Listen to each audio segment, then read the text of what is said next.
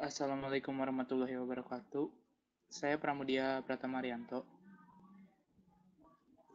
Kali ini saya akan menjelaskan tentang hukum Newton. Oke, langsung ke penjelasan aja. Hukum Newton. Sesuai dengan namanya, hukum Newton dikemukakan oleh seorang ahli fisika, matematika, dan filsafat dari Inggris yang bernama Sir Isaac Newton, yang lahir pada tahun 1643 sampai 1722. Ia menemukan hukum gravitasi, hukum gerak, kalkulus, teleskop pantul, dan spektrum.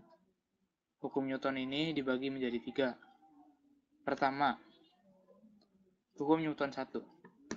Hukum Newton 1 mempunyai bunyi, jika resultan pada suatu benda sama dengan 0, maka benda yang diam akan tetap diam, dan benda yang bergerak akan tetap bergerak dengan kecepatan tetap atau konstan.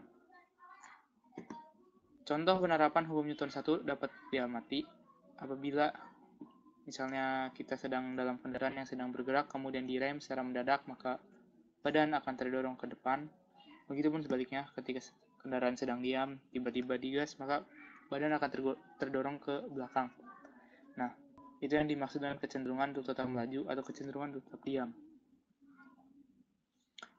Selanjutnya ada hukum Newton 2. Nah, bunyi dari hukum Newton 2, percepatan sebuah benda berbanding lurus dengan gaya total yang bekerja padanya dan berbanding terbalik dengan masanya. Arah percepatan sama dengan arah gaya total yang bekerja padanya.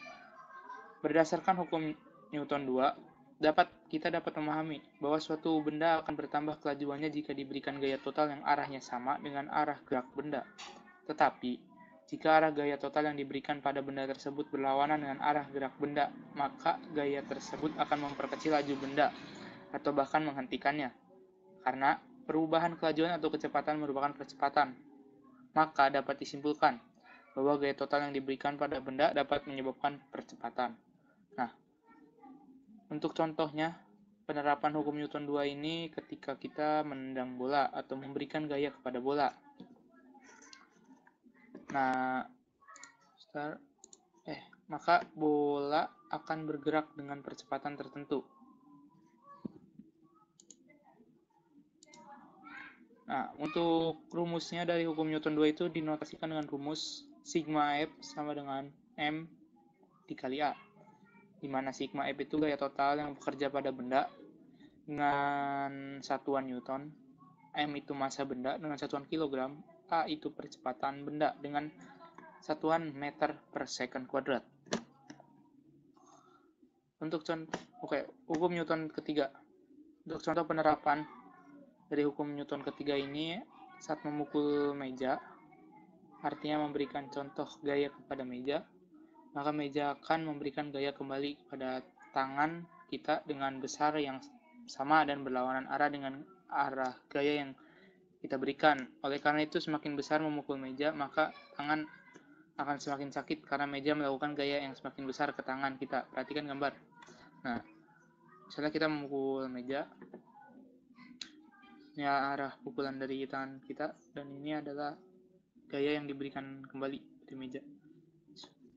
Nah, oke, lanjut.